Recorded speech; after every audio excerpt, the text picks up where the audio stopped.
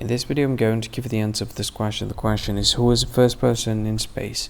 When I give you the answer of this question, and the correct answer of the question is Yuri Gagarin. What is the answer of the question? Yuri Gagarin.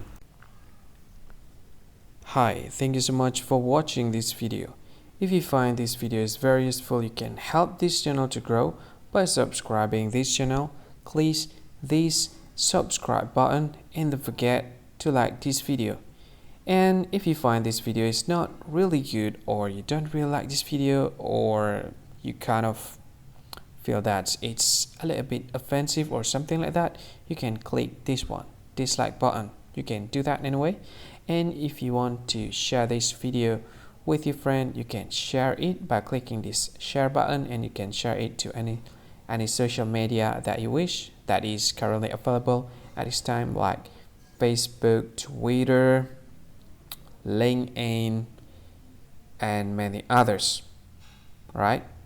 And if you want to add this video to your playlist, you can click this one. You can watch this video later, and you can find more options by clicking these three dots.